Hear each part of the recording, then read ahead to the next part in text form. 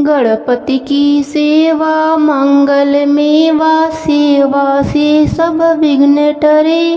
तीन लोक 33 देवता द्वार खड़े, सब अरज करें। रिद्धि सिद्धि दक्षिणवा में विराजे, अरु आनंद से चंवर करें। धूप दीप और लिए आरती, भक्त खड़े जयकार करें। नमस्कार दोस्तों, आज मैं आपको आषाढ़ कृष्ण पक्ष की गणेश चतुर्थी व्रत की कथा सुनाने जा रही हूँ। प्रेम से बोलिए गणेश भगवान की जय हो। पार्वती जी ने गणेश जी से पूछा कि हे वश्य, आषाढ़ कृष्ण चतुर्थी बहुत ही शुभदायिनी कही गई है, आप उसका विधान बतलाइए। इस मास के गणेश जी का क्या नाम है और उनकी पूजा किस प्रकार करनी चाहिए? गणेश जी ने उत्तर दिया कि हे माता, पूर्व काल में इसी प्रश्न को युधिष्ठिर ने पूछा था और उन्हें भगवान श्री कृष्ण ने जो उत्तर दिया था मैं उसको बतला रहा हूँ, आप सुनिए। श्री कृष्ण जी ने कहा कि हे राजन, गणेश जी को प्रीतिकारक विघ्न विनायक पुराण इतिहास में वर्णित कथा को कह रहा हूँ, आप सुनिए। हे कुंती पुत्र, आषाढ़ कृष्ण चतुर्थी के गणेश जी का नाम लंबोदर है। उनका पूजन पूर्ववर्णित विधि से करें। हे महाराज, द्वापर युग में महिष्मती नगरी का महिजीत नामक राजा था। वह बड़ा ही पुण्यशील और प्रतापी राजा था। वह अपनी प्रजाओं का पालन पुत्रवत किया करता था, किंतु संतान विहीन होने के कारण उसे राजमहल का वैभव अच्छा नहीं लगता था। वेदों में निसंतान का जीवन व्यर्थ माना गया है। यदि संतानहीन व्यक्ति अपने पितरों को जल दान देता है तो उसके पितृगण उस जल को गर्म जल के रूप में ग्रहण करते हैं। इसी उषापोह में राजा का बहुत समय व्यतीत हो गया। उन्होंने पुत्र प्राप्ति के लिए बहुत से दान यज्ञ आदि कार्य किया, फिर भी राजा को पुत्र उत्पत्ति न हुई। जवानी ढल गई और बुढ़ापा आ गया, किंतु वंश वृद्धि न हुई। तदंतर राजा ने विद्वान ब्राह्मणों और प्रजाजनों से इस संदर्भ में परामर्श किया। राजा ने कहा कि हे ब्राह्मणों तथा प्रजाजनों, हम तो निसंतान हो गए, अब मेरी क्या गति होगी? मैंने जीवन में तो किंचित भी पाप कर्म नहीं किया। मैंने कभी अत्याचार द्वारा धन संग्रह नहीं किया। मैंने तो सदैव प्रजाओं को पुत्रवत पालन किया तथा धर्म आचरण द्वारा ही पृथ्वी का शासन किया। मैंने चोर डाकुओं को दंडित किया, इष्ट मित्रों के भोजन की व्यवस्था करी, गौ ब्राह्मणों का हित चिंतन करते हुए श्रेष्ठ पुरुषों का आदर सत्कार किया। इस प्रकार मैं पृथ्वी का पालन कर रहा हूँ, अपनी प्रजाओं का धर्म पूर्वक रक्षण किया। फिर भी हे दिसंतो, मुझे अब तक पुत्र न होने का क्या कारण है? विद्वान ब्राह्मणों ने कहा कि हे महाराज, हम लोग वैसे ही प्रयत्न करेंगे जिससे आपके वंश की वृद्धि हो। इस प्रकार कहकर सब लोग युक्ति सोचने लगे। सारी प्रजाएं राजा के मनोरथ की सिद्धि के लिए ब्राह्मणों के साथ वन में चली गई। वन में जाकर वह लोग शीघ्रता से इधर उधर परिभ्रमण करने लगे। उन लोगों को उसी समय एक श्रेष्ठ मुनि के दर्शन हुए। वे मुनिराज निराहार रहकर तपस्या में लीन थे। ब्रह्मा जी के समान वे आत्मजीत, क्रोधजीत तथा सनातन पुरुष थे। संपूर्ण वेद विशारद, दीर्घायु, अनंत एवं अनेक ब्रह्म ज्ञान संपन्न थे, महात्मा थे। उनका निर्मल नाम लोसन ऋषि था। प्रत्येक कल्पांत में उनके एक एक रोम पतित होते थे, इसीलिए उनका नाम लोमस ऋषि पड़ गया।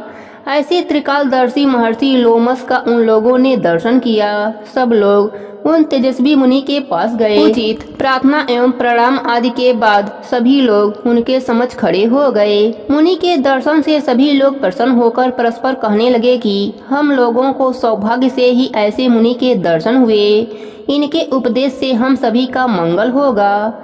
ऐसा निश्चय कर मुनिराज से जनता कहने लगी, हे महर्षि, हम लोगों के दुख का कारण सुनिए। अपने संदेह के निवारणार्थ हम लोग आपके शरणागत हुए हैं। हे भगवान, आप कोई उपाय बतलाइए। हे स्वामी, आप जैसे महात्मा को पाकर हम लोग किसी अन्य व्यक्ति से क्या कहें? आप ब्राह्मण एवं ऋषियों में श्रेष्ठ हैं। आपसे बढ़कर कोई दूसरा पुरुष मुझे दिखाई नहीं दे रहा है। महर्षि लोमस जी ने पूछा, सज्जनों, आप लोग यहाँ किस अभिप्राय से आए हैं? मुझसे क्या आपका प्रयोजन है?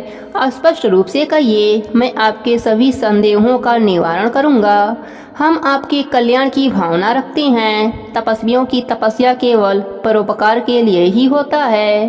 प्रजाजनों ने उत्तर दिया, हे द्विश्रेष्ठ, हम लोग जिस महान कार्य की सिद्धि के लिए यहाँ आए हैं उसे सुनिए। हम लोग महिष्मती नगरी के निवासी हैं। हमारे राजा का नाम महिजीत है। वह राजा ब्राह्मणों का रक्षक, धर्मात्मा, दानवीर, सूरवीर एवं मधुर भाषी है। उस राजा ने हम लोगों का पालन पोषण किया है, परंतु ऐसे राजा को आज तक संतान की प्राप्ति नहीं हुई। हे भगवान, माता पिता तो केवल जन्मदाता ही होते हैं, किंतु राजा ही वास्तव में पोषक एवं संवर्धक होता है। उसी राजा के निमित्त हम लोग ऐसे गहन वन में आए हैं। हे महर्षि, आप कोई ऐसी उक्ति बतलाइए जिससे राजा को संतान की प्राप्ति हो, क्योंकि ऐसे गुणवान राजा को कोई पुत्र न हो, यह बड़े दुर्भाग्य की बात है। हम लोग परस्पर विचार विमर्श करके इस वन में आए हैं। उनके सौभाग्य से ही यहाँ हम लोगों ने आपका दर्शन लाभ किया। हे मुनिश्रेष्ठ, किस व्रत, दान, पूजन आदि कर्म का अनुष्ठान करने से राजा को पुत्र होगा? आप कृपा करके हम सभी को बतलाइए। प्रजाजनों की बात सुनकर महर्षि ध्यान मग्न हो राजा के उपकार के लिए कहने लगे। महर्षि लोमस ने कहा, हे ब्राह्मणों, आप लोग ध्यान पूर्वक सुनिए। मैं संकट नाशन व्रत को बतला रहा हूँ। वह व्रत निसंतान को संतानदायक एवं निर्धनों को धन देता है। आषाढ़ कृष्ण चतुर्थी को एक दंत गजानन नामक गणेश की पूजा करें। पूर्वोक्त विधि से राजा व्रत करके श्रद्धा युक्त हो ब्राह्मण भोजन करावे और उन्हें वस्त्र आदि दान करे। गणेश जी की कृपा से उन्हें अवश्य ही पुत्र उपलब्धि होगी। महर्षि लोमस की यह बात सुनकर सभी लोग करबद्ध होकर उठ खड़े हुए। नतमस्तक होकर दंडवत प्रणाम करके सभी लोग नगर में लौट आए। वन में घटित सभी घटनाओं को प्रजाजनों ने राजा से बतलाया। पूर्वजनों की बात सुनकर बुद्धिधारी राजा बहुत ही प्रसन्न हुए और उन्होंने श्रद्धा भक्ति से विधिवत गणेश चतुर्थी का व्रत करके ब्राह्मणों को भोजन, वस्त्र आदि का दान दिया। रानी सुदक्षिणा के गर्भधान संस्कार के अंतर्गत श्री गणेश जी की कृपा से राजा को एक सुंदर और सुलक्षण पुत्र की प्राप्ति हुई। राजा ने संपूर्ण नगरवासियों को संतुष्ट करके पुत्र उत्सव मनाया। राजा महिजीत ने ब्राह्मणों को धन रत्न आदि देकर तृप्त किया। श्री कृष्ण जी कहते हैं कि हे राजन, इस व्रत का ऐसा ही प्रभाव है। जो व्यक्ति इस व्रत को श्रद्धाविंत होकर करेंगे वे समस्त सांसारिक सुख के अधिकारी होंगे। श्री कृष्ण जी ने कहा कि हे महाराज, आप भी इस व्रत को विधि पूर्वक कीजिए। श्री गणेश जी की कृपा से आपकी सभी मनोकामनाएं पूर्ण होंगी। आपके संपूर्ण शत्रुओं का विनाश होगा और आप अचल राज्य के अधिकारी बनेंगे। हे भूप शिरोमणि युधिष्ठिर, जो पुरुष इस व्रत को करते हैं वे चाहे एकांत सेवी ऋषि हों अथवा विद्वान, उन्हें निर्विघ्न रूप से पुत्र पौत्रादि की प्राप्ति होती है। जो मनुष्य गणेश जी के चरित्र को सुनते हैं अथवा सुनाते हैं उन्हें सब कार्यों में सिद्धि की प्राप्ति होती है। प्रेम से बोले गणेश भगवान की जय हो। प्राचीन समय की बात है। एक गांव में सास बहू रहती थीं। उनका बेटा विदेश में नौकरी करने गया था। सास बहू को लाड से रखती थी। एक दिन सास किसी काम से गांव जाने लगी तो बहू से बोली कि बहू, चूल्हे की आंच बुझने मत देना। सास गांव चली गई। इधर चूल्हे की आग बुझ गई। बहू डर के मारे पड़ोस में आंच लेने गई तो पड़ोसन कहानी सुन रही थी। बहू देखकर बोली कि आप क्या कर रही हैं? तब औरतें बोली कि हम चौथ माता की कहानी सुन रहे हैं। तब बहू बोली, इससे क्या होता है? तब औरतें बोली कि चौथ माता अन्य धन, लक्ष्मी, बेटा, पोता सब देती हैं। पति परदेश गया वापस आ जाता है, तू भी किया कर। बहू बोली, मैं कैसे करूं? मेरी सास 3 टाइम रोटी देती हैं। औरतें बोली कि 1 टाइम का रोटी गाय के बछड़े को दे दिया कर, दूसरे टाइम की उठानी में गाड़ दिया कर, तीसरे टाइम की अपने लिए रख लिया कर और चूरमा बनाकर चांद देखकर चौथ माता को भोग लगाकर चांद को अर्घ देकर खा लिया कर। बहू बोली, ठीक है। ऐसा कहकर बहू चली गई। अगले माह में चौथ का व्रत आया तो उसने वैसा ही व्रत किया। चौथ माता ने सोचा, अगर सतयुग में परिणाम नहीं देंगे तो कलयुग में मुझे कौन मानेगा। चौथ माता सपने में पति से बोली कि घर जा, तुझे सब याद करते हैं। वह एक सेठ के यहाँ मुनीम का काम करता था, तो बोला कि लेने वाले लेने आएंगे, देने वाले देने, तो मैं कैसे जाऊं। चौथ माता ने कहा कि कल घी का दीपक जलाकर बैठ जाना, देने वाले दे जाएंगे और लेने वाले ले जाएंगे। पति ने ठीक वैसा ही किया और सेठ से हिसाब करके घर आने लगा। रास्ते में एक सांप मिला, बोला मैं तुम्हें खाऊंगा। उसने कहा मैं अपने घर वालों से मिल लूं, फिर तुम मुझे खा लेना। वह घर आ गया। पत्नी ने दरवाजा खोला, पर वह किसी से कुछ नहीं बोला। वह जाकर सो गया। उस दिन चौथ का दिन था। पत्नी ने व्रत किया था। वह जौ देख रही थी। वहीं पटरे पर चौथ, आंखें, चूरमा, दीपक सब रखा था। वह सांप घर में आ गया और उस लड़के के कमरे में चला गया। चौथ माता ने सोचा, यह सांप इसको खा जाएगा, कुछ करना चाहिए। तब दीपक ढाल बन गया, आंखों का तलवार बन गया और सांप को काटकर ढाल से ढक दिया। पति यह सब देख रहा था। सांप के मर जाने के बाद पत्नी से बोला। तब पत्नी बोली, आप तो मुझसे बोले ही नहीं।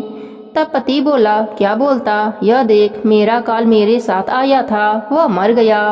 फिर दोनों ने आपस में खूब बातें करी। सुबह उठा तो माँ से बोला, माँ मेरे जाने के बाद कुछ धर्म कर्म करती थी। माँ बोली, नहीं बेटा, तू था तो मंदिर चली जाती थी, पर तेरे जाने के बाद तो कुछ भी नहीं किया।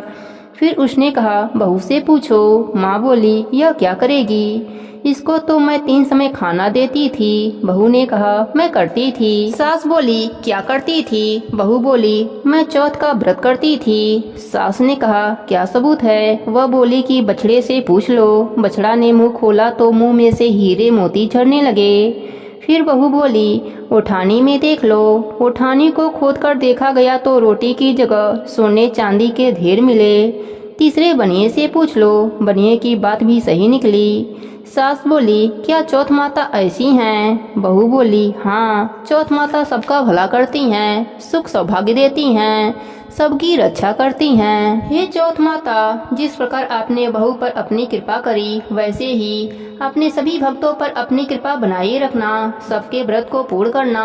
प्रेम से बोलिए चौथ माता की जय हो, गणेश भगवान की जय हो। एक सेठ सेठानी थे। उनका एक बेटा और बहू थी। बहू सबको भोजन करा के फिर स्वयं भोजन करती थी। एक पड़ोसन ऐसी भी थी जो रोज बहू से पूछती कि बहू आज क्या बनाया खाया। बहू कहती, ठंडो बासी। एक दिन उसके पति ने ऐसा सुनकर विचार किया कि आज तो पकवान बनाया जाए, फिर देखें कि मेरी पत्नी क्या कहती है। उसने तरह तरह के पकवान बनवाए और घर के सभी लोगों ने एक साथ बैठकर भोजन किया। आज भी पड़ोसन ने पूछा तो बहू ने कहा, ठंडो बासी। सेठ के लड़के ने सोचा, हो ना हो कोई बात अवश्य है जिससे कि मेरी पत्नी ऐसा कहती है।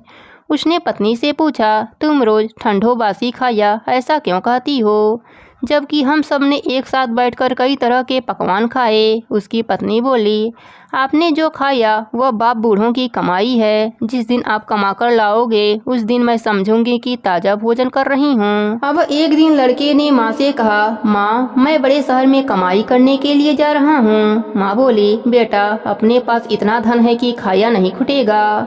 माँ के मना करने पर भी बेटे ने स्वयं कमाने का दृढ़ निश्चय कर लिया और जाते समय पत्नी से कहा कि मैं जब तक कमाकर बहुत सा धन लेकर न आ जाऊं, तुम चूल्हे की आग बुझने मत देना। एक दिन चूल्हे की आग बुझ गई तो वह मन ही मन घबराने लगी, कहीं मेरे पति पर संकट तो न आन पड़ा। पत्नी जल्दी से पड़ोस में से आंच लाकर चूल्हे में रख दूं, ऐसा विचार करके पड़ोस में गई। वहां पड़ोसन ने कहा, थोड़ी देर में आकर ले जाना। बहू ने पड़ोसन से पूछा, आप यह व्रत क्यों करती हैं, इससे क्या मिलता है। पड़ोसन ने कहा, चौथ माता के इस व्रत को करने से अन्य लक्ष्मी मिले और सभी मनोकामनाएं पूरी हो जाती हैं। अब बहू भी चौथ माता का व्रत करने लगी। दीवार पर चौथ माता बनाई। उस दिन घी गुड़ का चूरमा बनाकर रात्रि को चंद्रमा को अर्घ देकर भोजन करती थी। ऐसा करते करते बहुत दिन हो गए। चौथ माता ने उस बहू के पति को सपना दिया कि साहूकार का बेटा तू जागे कि सोवे, तेरी पत्नी बहुत याद कर रही है, घर जाकर उसकी चिंता मिटा। तू दुकान खोलकर कक्कू केसर का पलगा बना के बैठ जाना, आज तेरा हिसाब किताब चुकता हो जाएगा। अब तो चौथ माता ने जैसा कहा था वैसा ही हुआ। उसने घर जाने की तैयारी की और गाड़ी भर के धन दौलत लेकर चल दिया। रास्ते में एक बड़ा सा काला नाग फन फैलाए बैठ गया और कहने लगा, आज मैं तुझे डसूंगा, छोड़ूंगा नहीं, आज तेरी आयु पूरी हो गई है। सेठ के लड़के ने कहा, आज चौथ माता ने मुझे सपना दिया तो मैं पत्नी से मिलने घर जा रहा हूँ। वहाँ मेरी पत्नी बहुत चिंता कर रही है, मैं उससे मिलकर जरूर आऊँगा, तब तुम मुझे डस लेना। नाग ने कहा, तुम शपथ पूर्वक कहकर जाओ तो मैं तुम्हें जाने दूंगा, परंतु लौट कर नहीं आए तो तुम्हारे घर आकर मैं तुम्हें डस लूंगा। इस प्रकार सर्प को वचन देकर वह अपने घर पहुंचा। वहां सभी से हंसी खुशी से मिला और भोजन करने उदास होकर बैठ गया। उसकी पत्नी उदास होने का कारण पूछा तो पति ने काले नाग वाली बात बताते हुए कहा कि यदि मैं उसके पास नहीं जाऊंगा तो वह घर आकर ही मुझे डस लेगा। पत्नी बहुत चतुर थी, उसने कहा कि आप घबराना मत, जाकर सो जाओ, मैं एक उपाय करती हूँ। पत्नी ने कमरे की 7 पेढ़ी धोई। पहली पेढ़ी पर रेत, दूसरी पर इत्र, तीसरी पर गुलाल और फूल, चौथी पर कक्कू केसर, 5वीं पर लड्डू पेड़ा, 6वीं पर गादी गलीचा और 7वीं पेढ़ी पर दूध का कटोरा भरकर रख दिया। इस प्रकार वह 7 ही पेढ़ी सजाकर बैठ गई। आधी रात होते ही नाग आकर पेढ़ी चढ़ने लगा। पहली पेढ़ी पर रेत में लौट गया और कहने लगा, सेठ की बहू ने आराम बहुत दिया, पर बचनों से बंधा हूँ, सो डसूंगा अवश्य ही। इसी प्रकार 7 पेढ़ियों पर नाग आराम करता हुआ और कहता हुआ कि डसूंगा जरूर कमरे में जाने ही वाला था कि चौथ माता ने विचार किया कि मैं इसे नहीं बचाऊंगी तो संसार में धर्म कर्म और व्रत पूजन को कौन मानेगा। अब गणेश जी, चंद्रमा जी और चौथ माता ने उसे बचाने का विचार बनाया। चंद्रमा जी उजाला किए, चौथ माता ढाल बनी और गणेश जी ने तलवार लेकर नाग को मार दिया और ढाल से ढक दिया। अब बहू भी थकी हारी सो गई। दिन उगा तो लोग बेटे से मिलने आए, परंतु बेटा बहू तो उठे ही नहीं थे। बहुत देर हो गई तो माँ उन्हें उठाने गई। माँ ने 7 पेढ़ियों पर जो कुछ देखा तो बहुत घबराई और बेटा बहू को आवाज लगाने लगी। बेटा बहू उठे तो देखा कि एक ढाल तलवार वहीं पड़ी है। अब ढाल उठाई तो वहीं काला नाग मरा हुआ पड़ा है। बेटा बहू ने सोचा कि आज तो धर्म कर्म ही आड़े आए, जो गणेश भगवान और चौथ माता ने अपनी रक्षा करी। हे चौथ माता, जैसे आपने सेठ के बेटे की रक्षा करी, वैसे ही अपने सभी भक्तों पर अपनी कृपा बनाए रखना, सबके व्रत को पूर्ण करना। प्रेम से बोली चौथ माता की जय हो, गणेश भगवान की जय हो। एक नगर में एक बुढ़िया माई रहती थी। वह अपने बेटे की सलामती के लिए 12 महीनों का चौथ का व्रत करती थी। हर चौथ को पंसारी से थोड़ा सा गुड़ और घी लाकर 4 लड्डू बनाती, एक बेटे को देती, एक से पूजा करती, एक हथकार के लिए निकालती और एक चाँद उगने पर खुद खा लेती थी। एक बार उनका बेटा ताई से मिलने गया। ताई ने भादुड़ी चौथ का व्रत रखा था। ताई से पूछा, माँ तो 12 चौथ करती है। ताई बोली, तेरी माँ तेरी कमाई से तरमाल खाने के लिए 12 चौथ करती है। तू परदेश जाए तो वो एक भी चौथ नहीं करेगी। लड़के को लगा ताई सच कह रही हैं। घर आकर माँ से कहा, मैं परदेश जा रहा हूँ, यहाँ तू मेरी कमाई खाने पीने में उड़ा देती है। माँ ने समझाकर रोकना चाहा, पर बेटा नहीं माना। माँ ने उसे साथ ले जाने के लिए चौथ माता की आंखें दिए और कहा, मुसीबत में यह आंखें तेरी मदद करेंगे। वह आंखें लेकर रवाना हो गया। घूमते हुए एक नगर में पहुंचा। उसने देखा एक बुढ़िया माई रो रही हैं और पुआ बना रही हैं। उसने कारण पूछा तो बुढ़िया माँ ने कहा, बेटा, इस नगर की पहाड़ी पर एक दैत्य रहता है। पहले तो वह नगर में आकर कई लोगों को खाने के लिए मार देता था, इसलिए यहाँ का राजा उसे खाने के लिए हर घर का एक आदमी उसके पास भेजता है। और आज मेरे बेटे की बारी है, इसलिए रो रही हूँ और उसी के लिए पुआ बना रही हूँ। वह बोला, तू पुआ मुझे खिला दे, मैं तेरे बेटे की जगह चला जाता हूँ। बुढ़िया माँ ने खीर पुए उसे खिला दिए। खा पीकर वह सो गया। रात को राजा के सैनिक आए तो बुढ़िया माँ ने उसे भेज दिया। दैत्य के सामने पहुंचने पर उसने चौथ माता की आंखें दैत्य की तरफ फेंक कर कहा, हे चौथ माता, यदि मेरी माँ मेरी सलामती के लिए व्रत करती है तो दैत्य का सिर कटकर गिर जाए। तुरंत दैत्य का सिर कट गया। लड़का वापस आ गया। राजा ने उसे उपहार देकर विदा किया। चलते हुए एक दूसरे राजा के नगर में पहुंच गया। इस राज्य में आमा तभी पकता था जब एक इंसान की बलि दी जाती थी। सिपाहियों ने उसे पकड़कर आमे में चुन दिया। लड़के ने आंखें आवे में डाले और कहा, हे चौथ माता, यदि मेरी माँ मेरे लिए व्रत करती है तो आमा मेरी बलि के बिना ही झट से पक जावे। आमा तुरंत पक गया। आमे में से मिट्टी की जगह सोने चांदी के बर्तन निकले। अंदर से लड़का बोला, बर्तन धीरे धीरे निकालना, मुझे लग जाएगी। राजा ने उसे निकलवाया और पूछा, इस आमे से तुम बच कैसे गए? लड़के ने बताया कि उसकी माँ चौथ माता का व्रत करती है। व्रत के कारण ही वह बच पाया है। राजा को विश्वास नहीं हुआ। उसने एक चांदी की सुराही मंगवाई और कहा कि सुराही की नली से निकलकर दिखाओ, तभी मुझे विश्वास होगा। लड़के ने चौथ माता को याद करके आंखें सुराही में डाले और कहा, मैं भौरा बनूं, सुराही से निकलूं। लड़का भौरा बनकर सुराही से निकल गया। राजा खुश होकर राजकुमारी की शादी उसके साथ करवा दी और सभी लोगों को चौथ माता का व्रत करने को कहा। उसे माँ की याद आई। उसने राजा के पास जाकर खुद के नगर जाने की इच्छा जाहिर की। राजा ने रथ, घोड़ा, हाथी और खूब सारा दान दहेज देकर उन्हें विदा किया।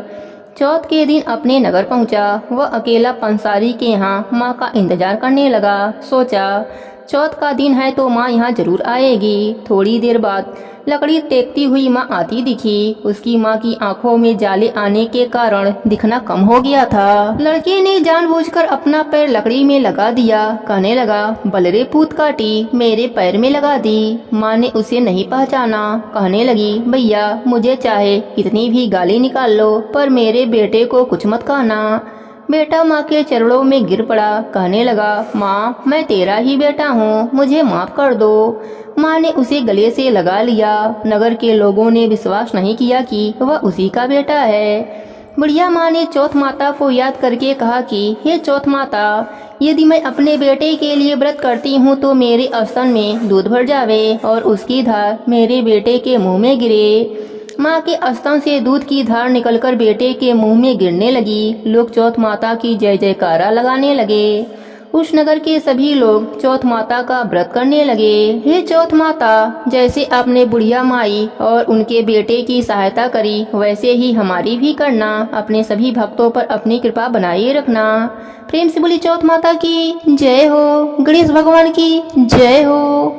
बहुत समय पहले की बात है। एक गांव में सास बहू रहा करती थीं। सास बहुत कंजूस स्वभाव की थी। वह धर्म पुण्य तो बहुत करती थी, लेकिन भगवान की सेवा पूजा से ज्यादा उसका ध्यान पैसे पर रहता था। एक बार उसने व्रत किया। सारे परिवार और पड़ोसियों को खाने का निमंत्रण दिया। उसने सोचा कि अगर मैं ब्राह्मण भोज करा दूं तो उद्यापन भी हो जाएगा, पर अगर कोई पेटू ब्राह्मण आ गया तो उसे भोजन कराने में बहुत खर्चा हो जाएगा।